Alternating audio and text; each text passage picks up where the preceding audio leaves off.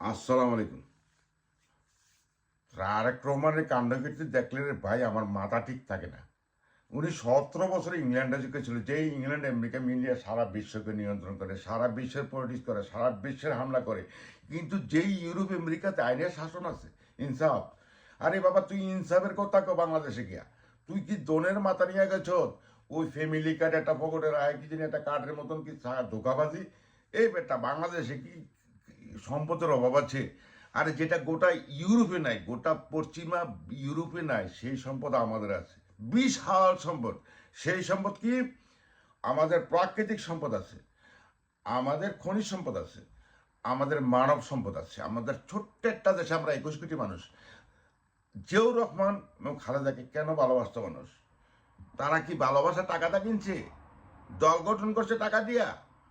তাদের ইনসাফ ছিল, তাদের মুখে ইনসাফ ছিল, দেশপ্রেমিক ছিল, ভারত বিরোধী আগ্রাসনের বিপক্ষে ছিল। তিনটা কারণে জিয়াউর রহমান এবং খালেদাকে মানুষ প্রাণ ভরে ভালোবাসে।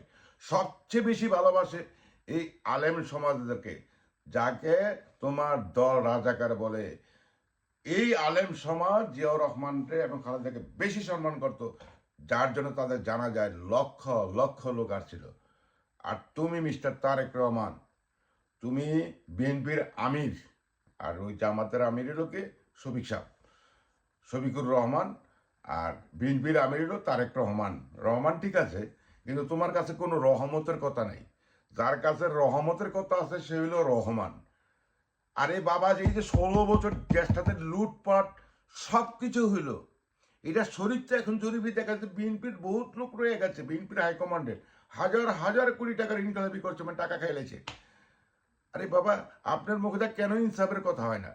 আপনি ওই 71 সালে ভারত যেটা করছে, মানে বাংলাদেশকে ধ্বংস করার জন্য, বাংলাদেশের আলেমদেরকে হত্যা করার জন্য, বাংলাদেশের ইসলামিক স্কলারদেরকে ধ্বংস করার জন্য রাজাকার।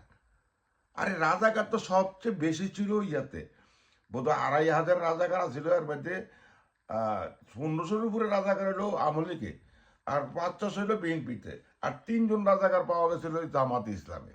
তো জামাত ইসলাম রাজাকার কই? এই শালার ভন্ডের বাচ্চারা!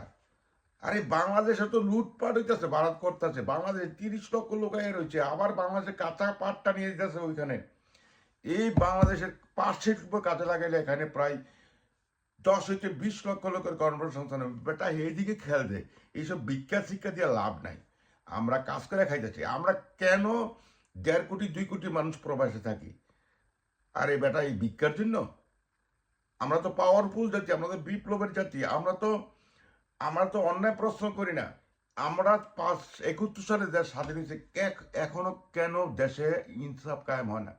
একটি শব্দ, আমাদের ইসলাম দরকার নেই, যে যার ধর্ম পালন করুক, শুধু একটি শব্দ যদি বাংলাদেশে কায়েম করা যায়, ইনসাফ, আইনের শাসন, বাংলাদেশের অর্থ সম্পদের অভাব হবে না, একটি লোকও বিদেশ যাইতে হবে না।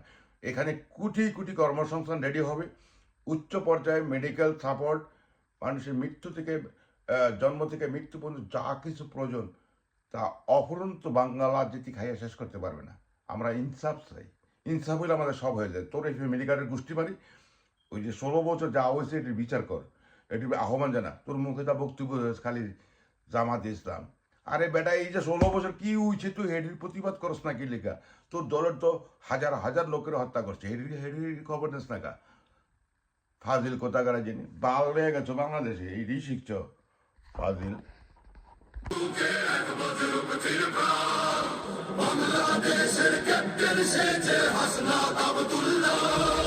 সততার এক উজ্জ্বল প্রদীপ, নির্ভীক যার হিয়া, ক্যাপ্টেন হয়ে আজ দেশ জাগাচ্ছেন তিনি, বদলাচ্ছেন ইতিহাস। স্পষ্টভাষী